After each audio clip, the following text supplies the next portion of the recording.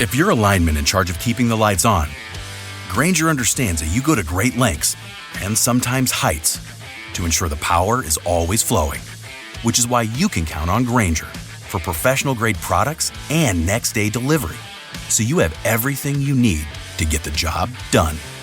Call 1-800-GRAINGER, click Grainger.com, or just stop by.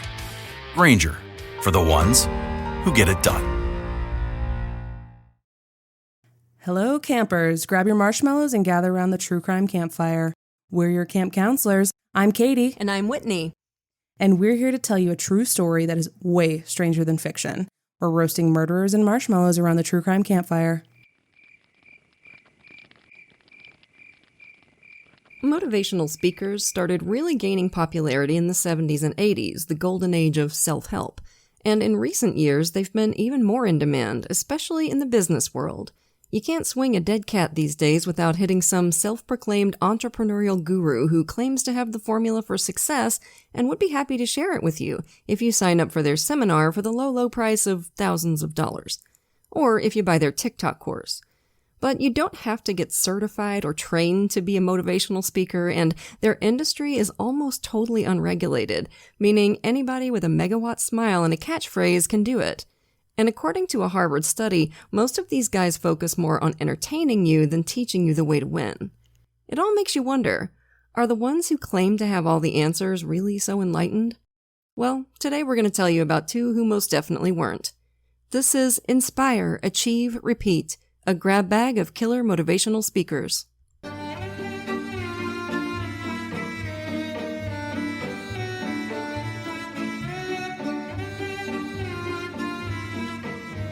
Case 1.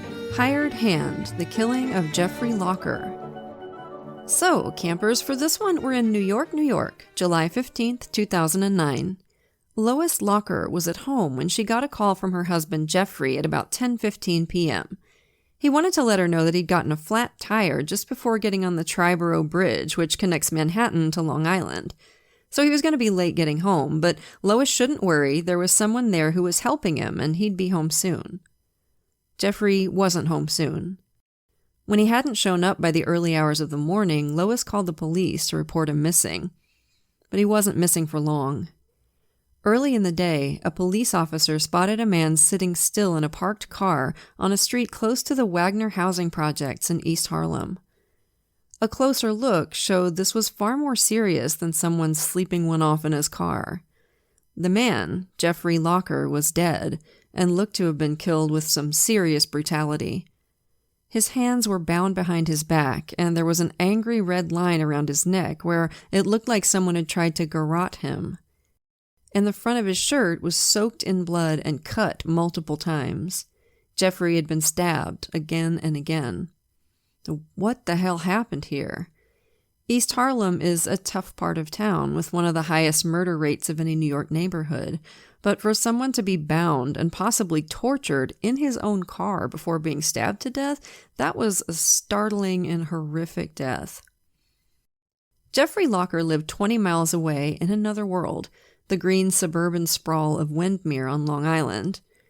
His wallet was still with his body, although empty of cash, so officers were able to match him with a new missing persons report pretty much immediately. A pair of officers went to deliver the sad news of Jeffrey's death to Lois and their 3 kids. Well, theoretically sad news, anyway. Neither Lois nor the kids seemed particularly shaken up to learn that their husband and father had been butchered in the city. They didn't seem surprised, either. No big emotional scenes, not much emotion at all. It was like the detectives had stumbled onto a family of Vulcans taking a Long Island vacation. After hearing about her father's death, the Locker's 13-year-old daughter said she was going upstairs to go back to sleep. It was one of the weirdest, most uncomfortable things the detectives had experienced in their careers. Things stayed weird when the pathologist and crime scene technicians examined the body and the car. Jeffrey had been stabbed 6 times, with the injuries coming in at an upward angle that suggested he'd been attacked by someone sitting in the passenger seat right beside him. The knife was what had killed him. The wounds on Jeffrey's neck suggested an attempt to strangle him from the back seat using a rope or cable, but for some reason that had failed. It was a strange scene. And why had Jeffrey even been in the neighborhood anyway? The Wagner projects are right by the Triborough Bridge where Jeffrey had said he'd gotten a flat tire, but none of his tires were flat. None had been recently replaced, and there were no fingerprints around the wheel wells or on the hubcaps where somebody changing a tire would touch. Jeffrey Locker hadn't had a flat tire. He'd lied to his wife. Jeffrey Locker was, to all appearances, a successful man, a motivational speaker who specialized in corporate work. He had a crunchier kind of approach than many others in the field, emphasizing that people should find work they really enjoyed doing. Many clients came to treat him essentially as a therapist as well as a business aide, spilling out their personal as well as their professional worries. He was mostly well-liked. East Harlem is mostly a low-income Hispanic and Black neighborhood, but it wasn't all that unusual to see white guys in nice cars cruising around. There are a couple of things that aren't so easy to buy out in suburban Long Island, namely sex and drugs. An early thought among investigators was that Jeffrey was there for one or the other, and something had gone badly wrong. Their suspicions narrowed down when a witness said she'd seen Jeffrey buying condoms from a bodega the night before. His cell phone record showed multiple calls to a local number, so did Jeffrey have a regular East Harlem girlfriend he was there to see under cover of a fake flat tire? The police started canvassing the neighborhood's ladies of negotiable affection to see if any of them remembered talking with Jeffrey Locker. But then, just hours after the body had been found, they got a break. The bank told them someone had just used Jeffrey's bank card to withdraw $800, the maximum daily amount, from a convenience store ATM. Security footage showed a couple, a man and a woman, withdrawing the cash. Was this Jeffrey's girlfriend and her pimp? After police circulated images of the couple, it didn't take long for a confidential informant to ID the man police wanted to talk to, Kenneth Minor. Kenneth was a minor league criminal, a thief and a low-level drug dealer from the Wagner projects, and police quickly picked him up.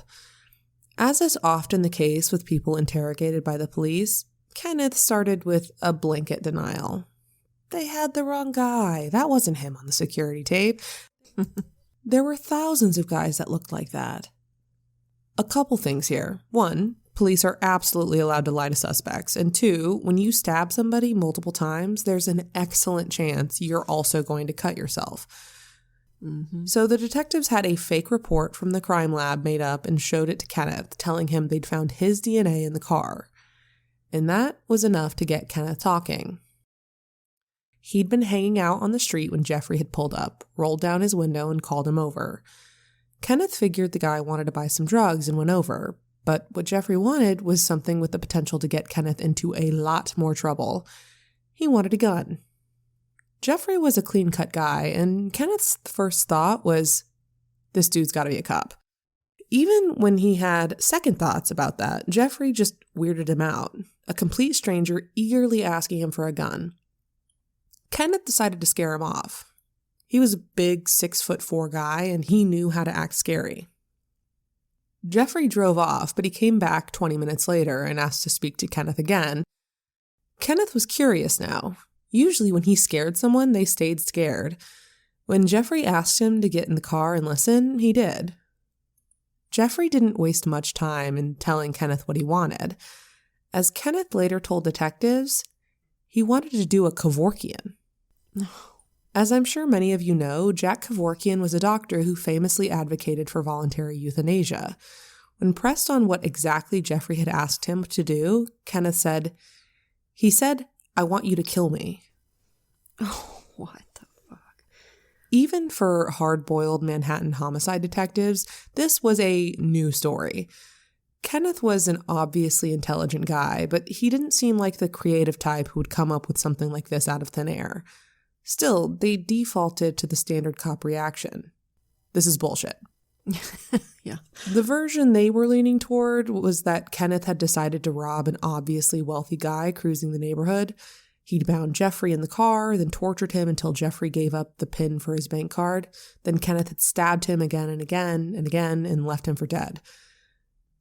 But then the district attorney's office chased down the phone records from the night Jeffrey died. Remember, he'd made multiple calls that night, and investigators initially suspected they were to an East Harlem sex worker. In fact, they'd been to a guy named Melvin Fleming. Melvin was a 55-year-old heroin addict and occasional shoplifter who was living on the streets in East Harlem. 4 days before Jeffrey Locker had been stabbed to death, he'd spotted Melvin panhandling for change outside of a bodega.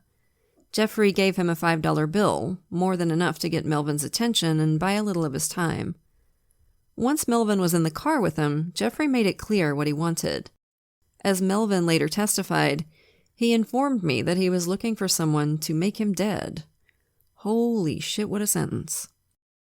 Jeffrey explained that he was in a deep financial hole and needed to help out his family. He'd taken out extensive life insurance policies, but they wouldn't pay out if he killed himself.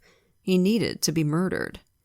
He'd pay Melvin $10,000 to get hold of a gun and kill him, with the money to be taken from his corpse after the fact. Melvin said, sure, but he was lying. He had no intention of getting involved in a murder or of hurting Jeffrey at all, but this guy reeked of both cash and desperation, and Melvin figured he could make some decent money by stringing him along for a while. And he was right. Jeffrey handed over $1,000 in neatly bound bills as a down payment. Jeffrey had a preference. He wanted to be shot in the head, quick and hopefully painless. Maybe Melvin could do it while Jeffrey was kneeling down to change a tire, shoot him in the back of the head so Jeffrey didn't even know what was coming. Melvin said that'd be no problem, but it'd take him a few days to get a gun. It was clear to Melvin that Jeffrey was ready, even eager to get this done. The two of them, apparently both quite cheerful, drove around Harlem scouting for places where one of them could shoot the other in the head. I know, it's the most bizarre story I've ever heard. It had to be somewhere where Jeffrey's body would be quickly discovered, but not so public that Melvin would get caught. Jeffrey thought that outside of First Avenue bus depot was a good spot, but Melvin spotted a security camera. No good. Melvin gave Jeffrey his cell phone number, and they parted ways. They met up again 4 days later, and Jeffrey gave Melvin another down payment, this time $3,000. He'd get the rest after Jeffrey was dead, which is what Jeffrey expected to happen that night. They cruised around again. Melvin testified that Jeffrey told him that they were aware that he was going to do this here, but never clarified who they were. He listened as Jeffrey made the call to his wife Lois and told her he'd gotten a flat by the Triborough Bridge, but that there was someone here to help him with it, setting up his preferred scenario for all this to go down, with Jeffrey shot in the back of the head while changing a tire. But before that, Melvin needed to get a gun. He told Jeffrey he just had to pick it up from a friend upstairs in an apartment building. "Give me 20 minutes, he told Jeffrey, and left him waiting in the car. And waiting. Melvin didn't come back in 20 minutes. In fact, he didn't come back at all. Jeffrey blew up his phone, but Melvin gave him the runaround for 2 hours until Jeffrey figured out he had no intention of coming back. "Mel, why did you do me like that?" Jeffrey said in his last call. The answer was obvious. Melvin had gotten $4,000 out of this weird dude and wanted nothing at all to do with whatever happened next.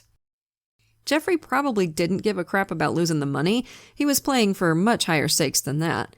He had an existing $5 million life insurance policy, and over the last couple of years had taken out multiple new policies totaling over $12 million. Ooh. If Jeffrey could get someone to help him stage a convincing murder, he'd set up his family for life. Taken for a ride by Melvin Fleming, a disappointed Jeffrey cruised the streets searching for someone to give him what he wanted, and he spotted Kenneth Miner. Obviously, after hearing from Melvin Fleming, Kenneth's statement that Jeffrey had wanted to do a Kevorkian rang a lot more true to the investigators, but they still needed to figure out just what the hell had happened. According to Kenneth, he felt sorry for Jeffrey. Jeffrey told him about his financial struggles, about how he had to look after his family, and that struck a chord with Kenneth. According to him, anyway, Kenneth Miner was a long way from being a saint, and it's perfectly possible that he just accepted what Melvin Fleming had refused, the chance to make some money by giving Jeffrey Locker the death he wanted. Just like Melvin, though, Kenneth told Jeffrey that he first needed to get a gun, so Jeffrey gave him $60 and Kenneth went to a friend to get the piece. And this just shows what a fish out of water Jeffrey was in this situation. You Yeah. are not getting a gun for $60. What Kenneth got was some liquor and cocaine, and he got wasted. Hours later, near 4 a.m., he wanted to get more money out of Jeffrey and called him up. Jeffrey certainly had money, but he desperately needed more of it. In January of 2009, the Lockers' joint checking account had $84,000 in it. By July, when Jeffrey died, it had $1,000. Wow. They were $750,000 in debt. And 2009, of course, was right in the middle of the Great Recession. If you'd lost a lot of money, it could be hard to see how you'd ever get it back, especially for someone like Jeffrey. Companies were cutting costs left, right, and center, and it was hard to justify spending cash on bringing in a motivational speaker. And then there was Lou Pearlman. In the early 90s, the entertainment world was being conquered by New Kids on the Block, and Pearlman thought, I could do that. Well, not him personally. He spent $3 million on nationwide auditions, the end result of which was the creation of the Backstreet Boys, who, as you probably know, did quite well. Oh. A few years later, he repeated the trick with NSYNC, who, again, did quite well. But Lou Pearlman was a crook who immediately started ripping his bands off, and in addition to his Transcontinental Records label, he founded an airline and a savings company which only existed on paper as a cover for one of the longest-running Ponzi schemes in U.S. history. One of the things about Ponzi schemes is that the people who get in early can make a lot of money. Jeffrey Locker had invested $250,000 with Pearlman and had doubled his money. Jeffrey had also brought other people into the scheme. It all inevitably came crashing down, and now Jeffrey was facing hundreds of thousands of dollars in fraud suits. So Jeffrey was in a deep, deep hole. And while the financial crisis must certainly have added fresh urgency, Jeffrey had started buying his additional life insurance policies a couple of years before that. In fact, right after Lou Pearlman was arrested and his Ponzi scheme collapsed. That was when Jeffrey Locker started thinking that the only way to help his family was to arrange his own death. And did his family know?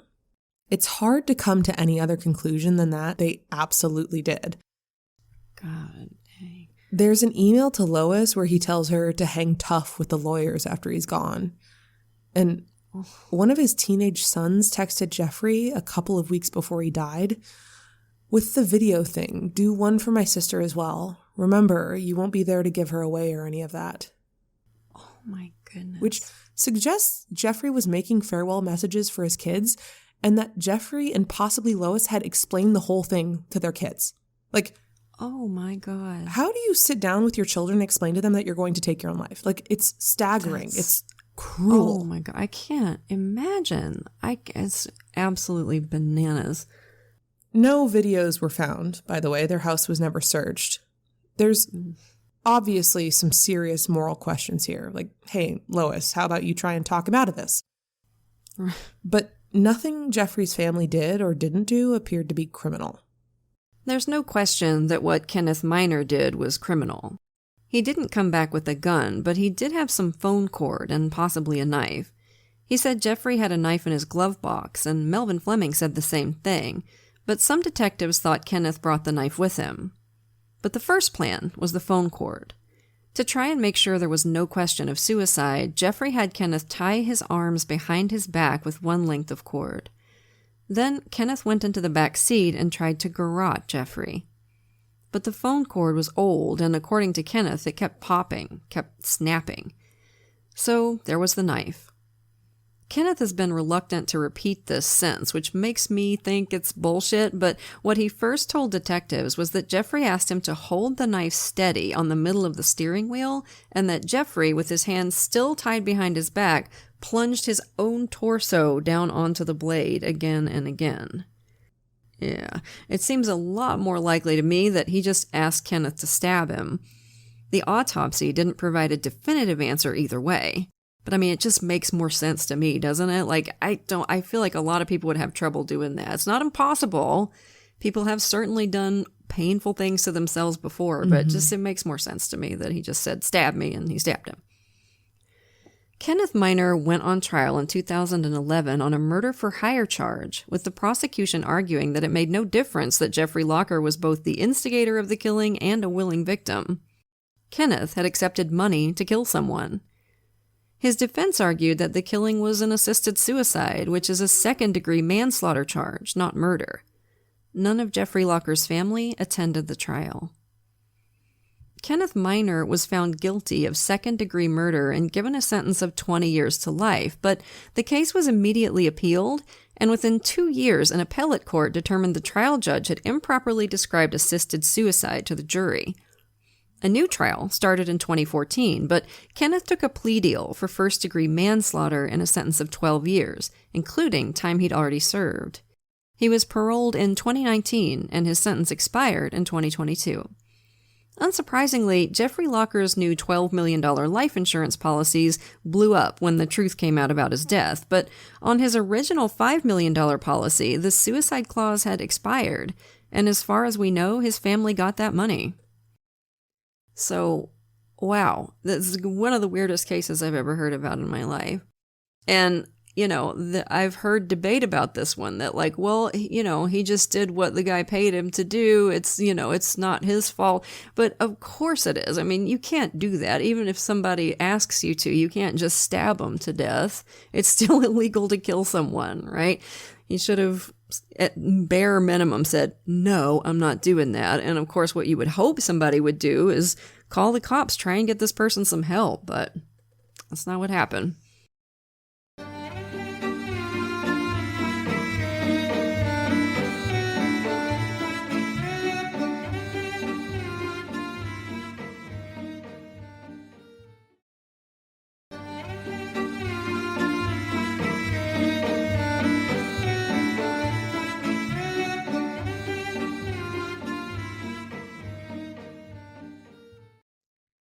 Okay, so moving on to Case 2. This is Self-Help, the Murder of Robert Vendrich.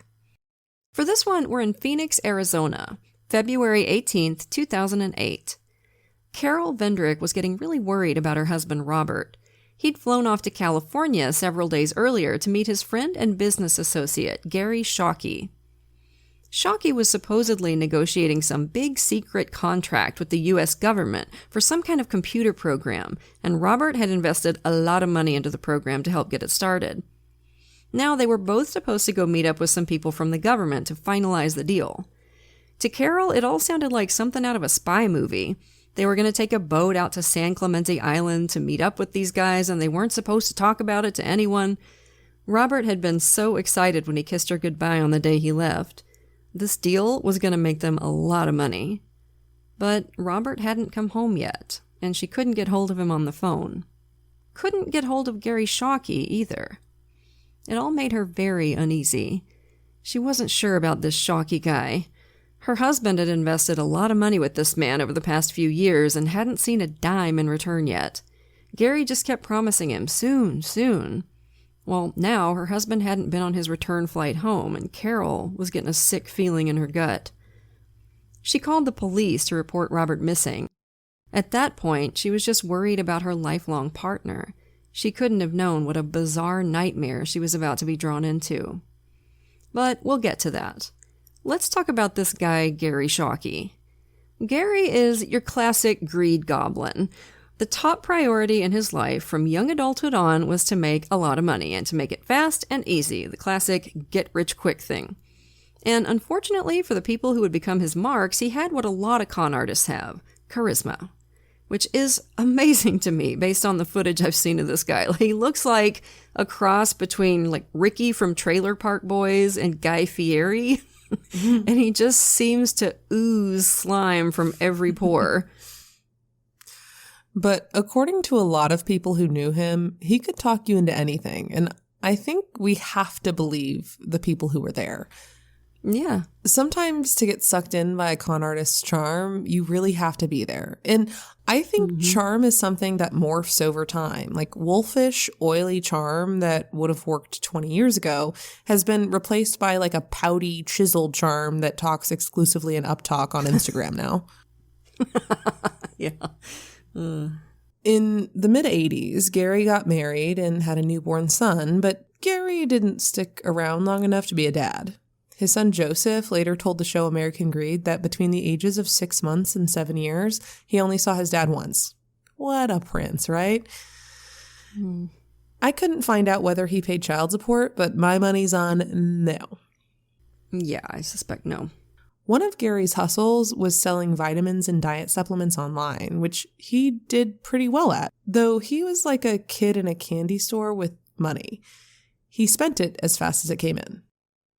Okay, why are scammers so obsessed with frickin' vitamins and diet supplements? I have lost count of the number of con artists and like MLM scammers I've seen who rip people off with some kind of like natural cure that they supposedly don't want us to know about. Like that Jilly Juice biatch, you remember her with the poop waterfalls? Mm-hmm. I don't know why, but this stuff just seems to draw these people in like evil little moths to a flame. Because people always want the next thing that's going to make them healthy and fit. Like, just go to the doctor, eat a balanced diet, and take a grocery store brand multivitamin, and that'll get you like 95% of the way there, guys. It's fine. By the time Gary started his vitamin business, his son was a teenager, and he was interested in getting to know his dad. So he moved to Florida to reconnect with him, and he ended up spending a lot of time in Gary's office, watching his dad work his salespeople. He was amazing at it, Joseph said later, a born leader. And he worked on his persuasive skills, studying the methods of famous motivational speakers and self-help gurus. Is it me or is that creepy? Like, it's just given aspiring cult leader for me. If you want to learn to speak in public better, it's not a bad idea, but like taken in totality, it's on the culty side of the scale for sure. Yeah. It's that episode of The Office where Jim tricks Dwight into watching all the dictator speeches before his speech. Like, that's exactly what it is. He started building a rep as a motivational speaker himself, jazzing up crowds of eager entrepreneurs with deep thoughts like, when you put your mind to something, you can accomplish anything that you want to accomplish. Ooh. Wow, man. I've never heard that one before. He's a genius. I've never said that to a 12-year-old before when I'm coaching. I've never seen that on a poster at Hobby Lobby before. with a kitten on it or something. Kitten in a rocket ship or something. And like many scammers before him, Gary intuitively understood that if you wanted to sell yourself, you needed some kind of a hook. The sparklier and more original, the better. One day, Gary saw an ad for a course in firewalking. Yeah, I mean when you literally lay down a bunch of hot coals and walk across them. Yeah.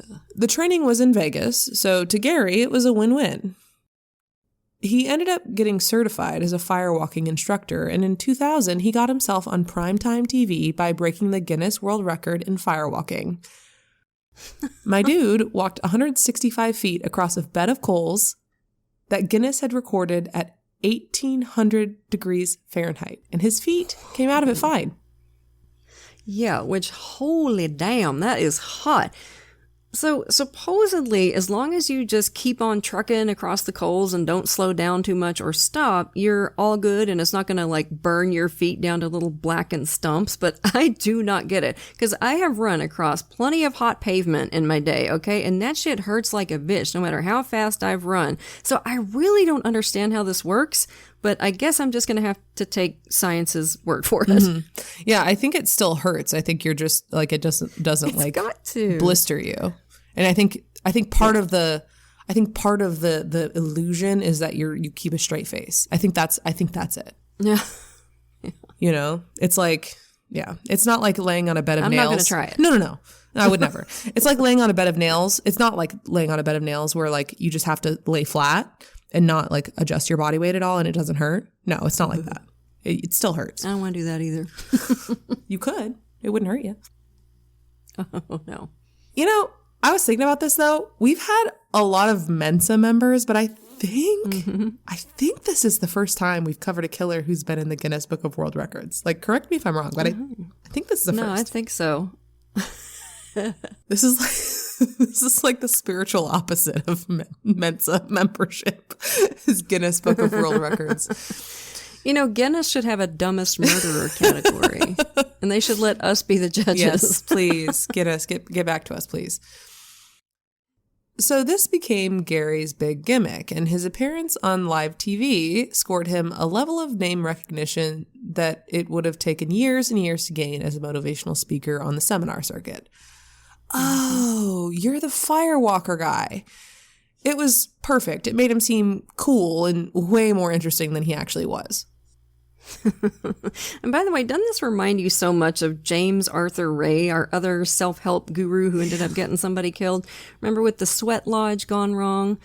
One of his big techniques, if you recall, was to get people to do stuff that was out of their comfort zones, like bungee jumping or breaking boards with their fists. It would give his followers this little adrenaline rush and a little sense of pride and achievement, and that would make them more susceptible to his bullshit. Worked really, really well. But Gary could never settle on one path to the riches he was obsessed with getting. He was constantly shifting from one hustle to the next. He got into satellite radio, real estate, energy drinks, software, more diet stuff. So his business ventures were like a little dabble here, a little dabble there, and like a lot of scam artists, he was constantly pulling up stakes and moving to another part of the country. Seems a little unfocused to me, but that didn't stop him from touting himself as a motivational speaker and results coach, whatever the hell that means. And he always had a squad of eager salespeople working for him. People who had fallen under his spell and believed him when he said he could make them rich. He was talking his salespeople into investing with him, too. Feels a little bit like getting high on your own supply. Yeah. So Gary was collecting investors like Pokemon for his various business ventures, and he was promising them the world. 20 or 30% returns on their money. Now, I know at least some of y'all's eyebrows just hit the ceiling because we've seen this before, haven't we? If it seems too good to be true, folks, it is.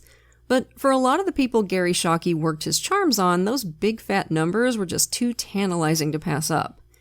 In 2001, Gary made a contact that must have made his heart skip a beat. A guy named Brian Garvin. Brian had created a software program that could trawl the internet for email addresses and grab them up like fish in a great big net. With a humongous database of addresses like that, Gary could fish in a ton of new people to help him market his companies. Now, this is a thing called affiliate marketing. Ideally, it's a way to make passive income by marketing somebody else's services or products for commission. I suspect it's a mixed bag in terms of results. And I suspect part of the reason emails are unusable now, because you're flooded with marketing emails. Yeah. But Gary was a major fan. Using Brian Garvin's software, he managed to hook thousands of people, hugely expanding his marketing force. He and Brian made a good team. They even published an ebook together, which is still available online for $2 called Gary Shocky's Secrets. Become an expert affiliate marketer overnight. A title that should have been a blazing red flag for anybody thinking about buying it. In the book, Gary called Brian Garvin his #1 student and claimed that by marketing Gary's products, Brian was making almost $200,000 a year. Brian himself later told American Greed, "I did make some money with Gary Shocky, but that money was about $7,000 or $8,000. So just a slight exaggeration. And just a teeny-weeny little one." The description of this book on Barnes & Noble's website is something to behold, full of grandiose claims and bizarre capitalization choices. And Gary didn't stop at one book. He also wrote an autobiography called If I Can, Anybody Can. The description reads in part, "This is the story of acclaimed motivational speaker, internet marketing guru, and 3-time Guinness Book World Record holder Gary Shocky.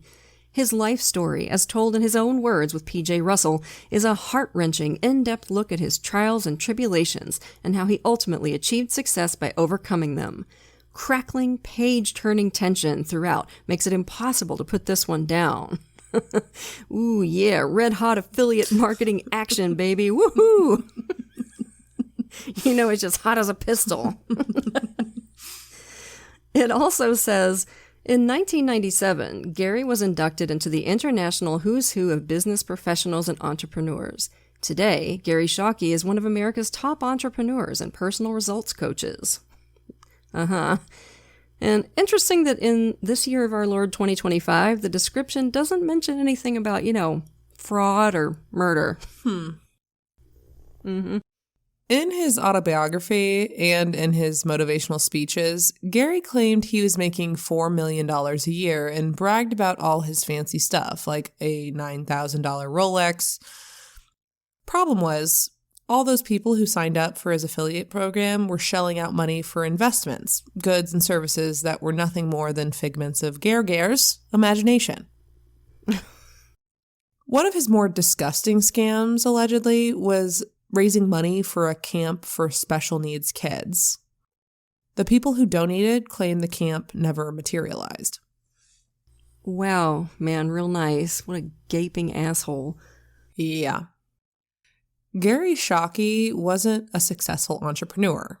He was a scammer, plain and simple, and eventually, inevitably, people started to catch on. Angry posts started popping up in internet forums, accusing Gary of fraud and theft. Even his buddy, Brian Garvin, his #1 student, got fed up and cut ties with him. So did his teenage son. The thing about fraud is you gotta keep new money coming in constantly to stay afloat and keep the scam going. So when one investor figured out the game and bailed, Gary had to bring in a new one pretty dang quick. And in late 2002, in Phoenix, Arizona, he met a guy who was pretty much tailor-made for him. A retired software systems analyst and granddad named Robert Vendrich. Robert was a sweet guy, much beloved by his wife Carol and their 2 kids and 3 grandkids. He wasn't a big personality, not a big talker. He was pretty much Gary Shocky's polar opposite in that way. But he was always looking for ways to help people he cared about. Maybe sometimes to his detriment. Robert's wife Carol later testified in court that Robert was a little too trusting for his own good. She said he was, quote, somewhat naive from his growing up in Indiana on a farm, somewhat gullible. And that wasn't his only vulnerability. Vendrich was constantly in search of the business venture that would make him great financial success. He was always on the lookout for opportunities, and he'd gotten sucked into some unfortunate stuff in the last couple of years. Stuff like pyramid schemes. In other words, Robert Vendrich was prime real estate for Gary Shocky. Exactly the kind of mark he loved to get his grubby little hands on. We don't have time to get into all the details of this because it's a grab bag episode, but suffice it to say, over the next 5 years, Gary scammed Robert over and over again. It was always some new, exciting investment opportunity that was guaranteed to pay out huge returns. And Robert kept getting sucked in, propelled by his trust in Gary, his desire to leave a bigger inheritance to his wife and kids. And probably by the sunk cost fallacy too, where you think, I've put too much into this to back out now. Gary kept promising those big returns. It was always, soon, it's right around the corner. By 2006, our boy Gare was in some deep financial shit. He'd burned too many bridges. Nobody was willing to invest with him anymore, except for Robert Vendrich. For some bizarre reason, he decided to set up shop as a bail bondsman / bounty hunter. You know, just what anybody would do if they fell upon hard times. Sure. But his new business didn't work out any better than the old ones had. This time because Gary got a little too excited chasing a bail jumper and decided to fire a shotgun over the guy's head. So Gary got arrested, charged, and convicted for improper use of a firearm. The bail bondsman had to bond himself out of jail, and he lost his license. And in the midst of all that stress, Robert Vendrich contacted him again about his investment money. When were his returns going to come in?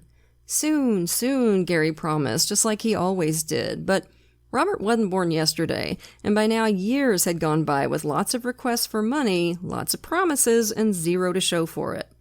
He was starting to get nervous. But then, one day, Gary told Robert he had an incredible new opportunity, one that would make them both rich. He was developing a top-secret computer program that the U.S. government was interested in buying. He described it as people-tracking software, which sounds creepy as shit, but also like something the government would absolutely want to buy. Homeland Security, specifically.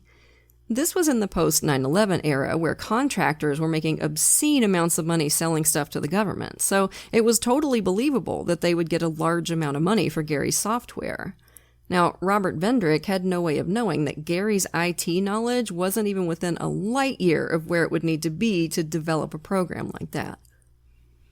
By 2008, Vendrich had given Gary Shocky over $1.2 million, most of his and Carol's life savings, all without getting a dime in return. For a long time, Carol wasn't aware of how much he'd invested. When she did find out the amount, after she picked her heart back up off the floor, I assume, she demanded that before Robert had anything else to do with Shocky, they needed to have an attorney look at all the transactions he'd had with this guy over the years and all the paperwork relating to this Homeland Security deal. Gary assured Robert and Carol that once they closed the deal with the agents from Homeland Security, they were going to get far more money back. The $1.2 million plus $600,000 a year for 5 years. With their savings depleted, desperate to recoup their money, Robert jumped at the opportunity. But surprise, surprise, it wasn't long before Gary got in touch with Robert with a big urgent request. He needed $100,000 to finalize the deal, to open an account at Wells Fargo Bank. Now, why this would be necessary to secure a government contract, I can't imagine, but Vendrich went ahead and wired him the money, $40,000 of which he had to borrow from his brother. So here's the situation Gary was in. He'd lost his bail bondsman license, which was his only real source of income at that point. He was struggling real hard financially, living in a ratty house he hated.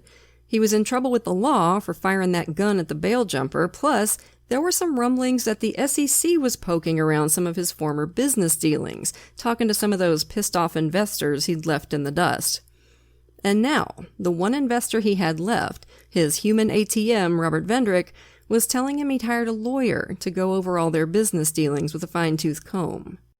Shit. Once Vendrich wired that $100K to Wells Fargo, Gary said it was time to go to California to meet with the agents from Homeland Security, give them the software, and get a big, juicy check. The meeting was to take place on San Clemente Island, which is owned by the Navy, about 50 miles out from the mainland. Robert was excited. This was going to make all those years of disappointment worth it. He kissed Carol goodbye and got on the plane. When he met up with Gary in California, Gary had already bought a somewhat decrepit boat for $1,000. It was called the Odyssey, and Gary had bought an anchor and a Jolly Roger flag to give the thing a bit of flair. Y'all, what kind of a turnip buys a boat for murderous purposes and then decides to outfit it with a pirate flag? Big ol' skull and crossbones flapping in the breeze. Great job, man. Way to stay inconspicuous. It's very on brand for Gary, though. This guy thinks he's so clever. Probably just wanted a little jokey joke with himself so he could feel superior, the sick prick. What a fucking loser nerd. Mm-hmm. He could have just been a cosplayer and avoided all of this. Also, why would you buy a boat for one trip? Why not charter one? Could it be because you had a sinister intentions and you didn't want any witnesses? Unbeknownst to Robert, Gary had also brought a little bag of supplies for their voyage. A depth finder, a paint tray and roller, a first aid kit. Oh, and one other interesting little detail. The guy who sold Gary the anchor was confused about why he chose it. It was an anchor designed for riverboats. It wouldn't be worth a damn on the ocean. On February 16th, Gary and Robert boarded the Odyssey and set out for San Clemente Island. Security cameras on the marina captured them boarding the boat. They also captured the boat motoring back to the dock, and Gary Shocky deboarding, alone. Robert Vendrich was never seen again. Obviously, Gary was a suspect early on. Carol told the detectives all about all the money her husband had invested with him over the past 5 years. She told them about this supposed top-secret contract with Homeland Security, which the investigators were able to quickly find out did not exist. Gary's initial story was that his good buddy Robert had gotten seasick, so he dropped him back off at the marina. He seemed concerned about his missing friend. Under pressure, Gary admitted that, he'd been using Vendrich for years, promising big returns on non-existent investments. He'd drawn the older man into 20 different business schemes over 5 years, and not a single one of them had earned Vendrich any money. By the way, when somebody's willing to admit to something that's skeevy and illegal, it should get your antennae humming. Chances are they're admitting to this skeevy thing to deflect suspicion on something much worse. Mm-hmm. Gary denied having anything to do with Robert's disappearance. "I've never killed anybody," he said. "I've never thought about killing anybody." He denied knowing anything about any government contract or computer software, but he told them he noticed something strange the last time he saw Robert. He had a duffel bag, Gary said, and it was full of cash. Robert said it was $400,000. "I have no idea what it was for." His story changed drastically when the detectives froze the Wells Fargo account with that $100K in it. Gary was beyond pissed about it. "I'm entitled to that money," he told the detectives. "Robert gave it to me. It's front money for my business. It's mine." Nope, they said. They weren't going to unfreeze that account while Robert Vendrich was missing. Soon after that conversation, Gary contacted the detectives with some great news. "Robert's fine," he said. "He's in Mexico. I just met up with him last night. And he wanted me to tell you guys that he's okay. And you should unfreeze that bank account so I can get my money." "Oh, well, in that case..." No problem. I'll get right on that. Okay, so, hey, Gary, what the hell was Robert doing down in Mexico? Gary spun quite the tale about that, like something out of a Hitchcock movie.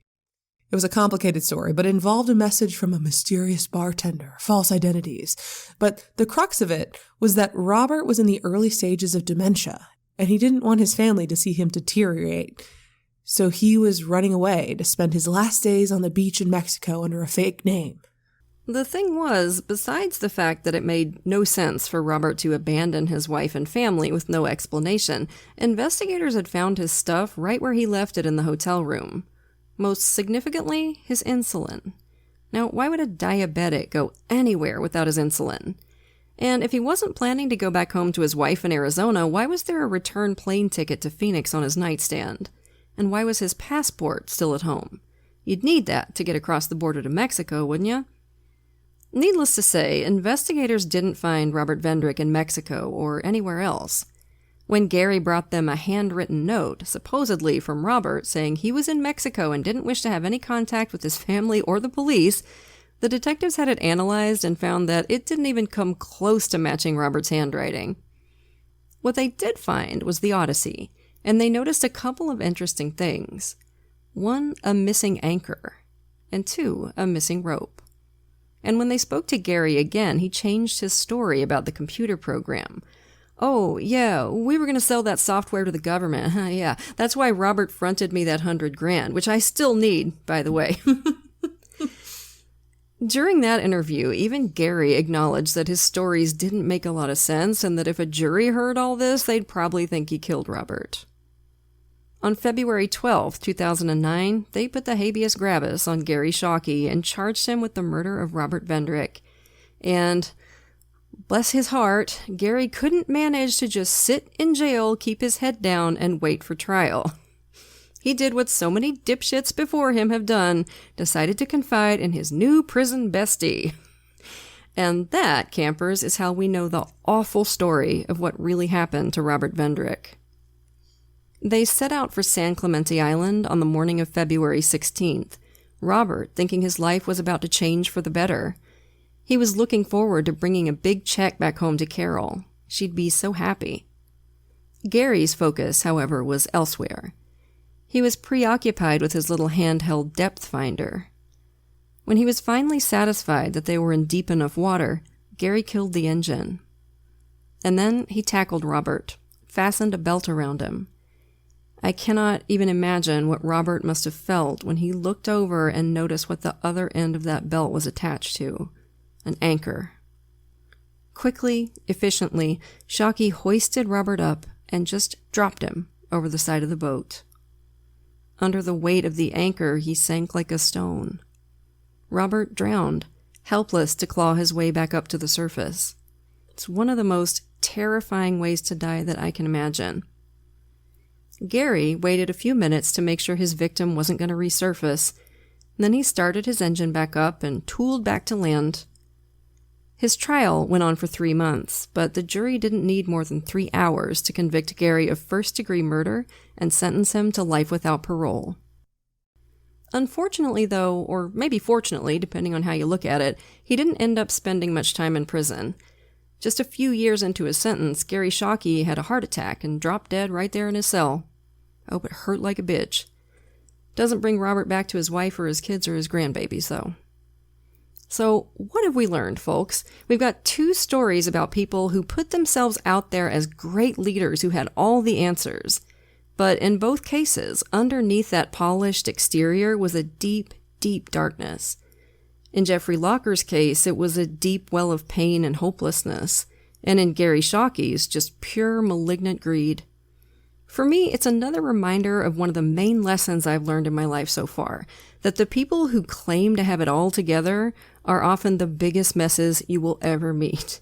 Nobody knows the secret, okay? We're all just figuring it out as we go along, and despite these 2 god-awful stories, for the most part, I actually find that kind of comforting. So, that was a pair of wild ones, right, campers? You know, we'll have another one for you next week.